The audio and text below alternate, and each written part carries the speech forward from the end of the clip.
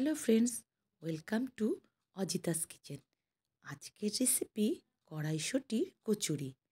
তার জন্য প্রথমে কড়াইশুঁটিগুলিকে ভালো করে ধুয়ে তার মধ্যে কিছুটা কাঁচা লঙ্কা, আদা পেস্ট করে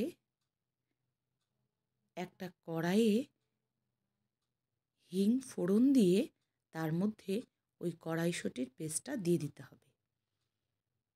পেস্টে কিছুটা নুন, কিছুটা হলুদ দিতে হবে আর ভালো করে কষাতে হবে যেন জলটা একদম শুকিয়ে যায়। আর একটু মিষ্টিও দিতে হবে।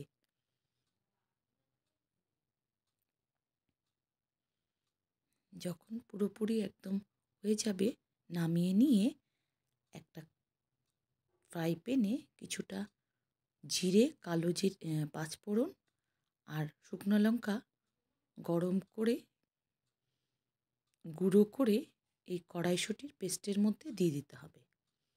তারপর একটু ঠান্ডা হতে দিতে হবে। আর এইদিকে কিছুটা আপনারা লুচির আটা যেভাবে মাখেন মেখে নিতে হবে। তারপর ঠিক দেখে নিন আমি কীভাবে পুড়লাম। সেইভাবে পেস্টটাকে পুড়ে তারপর বেলতে হবে। সুন্দর করে বেলতে হবে যেন বার না হয়ে যায়। তারপর তেল গরম করে একে একে সব কচুরিগুলি লাল লাল করে ভাজতে হবে। বাস, তারপর আর কি, গরম গরম কড়াইশুঁটির কচুরি, আলুর দম, তার সাথে একখানা মিষ্টি, আর কে পায়। আর আমার চ্যানেলটাকে কিন্তু সাবস্ক্রাইব করতে ভুলবেন না।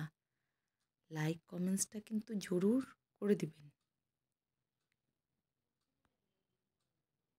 দেখুন ভেতরটা কি সুন্দর পুড়ে ভর্তি হয়ে গেছে, একদম